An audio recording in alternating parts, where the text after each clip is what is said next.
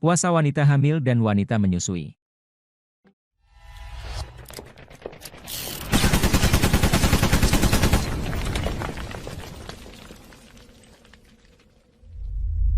Jika wanita hamil takut terhadap janin yang berada dalam kandungannya dan wanita menyusui takut terhadap bayi yang dia sapih karena sebab keduanya berpuasa, maka boleh baginya untuk tidak berpuasa. Hal ini disepakati oleh para ulama. Dalil yang menunjukkan hal ini adalah sabda Nabi Shallallahu Alaihi Wasallam. إن الله عز وجل وضع عن المسافر شطر الصلأة وعن المسافر والحامل والمرضع الصوم أو الصيام. Sesungguhnya Allah Azza wa Jalla menghilangkan pada musafir separuh sholat. Allah pun menghilangkan puasa pada musafir, wanita hamil dan wanita menyusui. Hadis riwayat Ahmad. Syekh Syuaib Al-Arnaut mengatakan bahwa hadits ini hasan. Namun apakah mereka memiliki kewajiban qodho, ataukah fidyah? Dalam masalah ini ada 5 pendapat. Pendapat pertama, wajib mengqodho puasa dan memberi makan kepada orang miskin bagi setiap hari yang ditinggalkan. Inilah pendapat Imam Syafi'i, Imam Malik dan Imam Ahmad. Namun menurut Syafi'iyah dan Hanabilah, jika wanita hamil dan menyusui takut sesuatu membahayakan dirinya, bukan anaknya, maka wajib baginya mengqodho puasa saja karena keduanya disamakan seperti orang sakit. Pendapat kedua, cukup mengqodho saja. Inilah pendapat Al-Auza'i, At-Tsauri, Abu Hanifah dan murid-muridnya, Abu Saur dan Abu Ubaid. Pendapat ketiga, cukup memberi makan kepada orang miskin tanpa mengqodho. Inilah pendapat Ibnu Abbas, Ibnu Umar, Ishaq, dan Syekh Al-Albani. Pendapat keempat, mengqodho bagi yang hamil sedangkan bagi wanita menyusui adalah dengan mengqodho dan memberi makan kepada orang miskin bagi setiap hari yang ditinggalkan. Inilah pendapat Imam Malik dan ulama Syafi'iyah.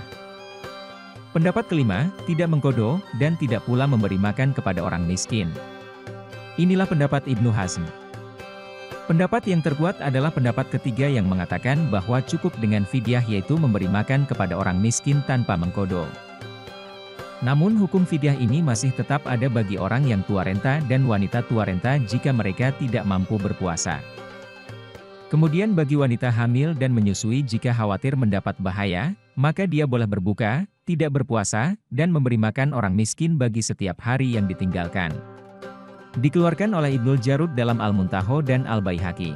Dalam perkataan lainnya, Ibnu Abbas menyamakan wanita hamil dan menyusui dengan tua renta yaitu sama dalam membayar fidyah.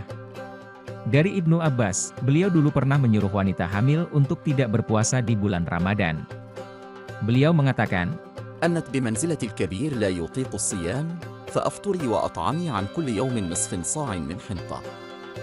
engkau seperti orang tua yang tidak mampu berpuasa, maka berbukalah dan berilah makan kepada orang miskin setengah so, gandum untuk setiap hari yang ditinggalkan.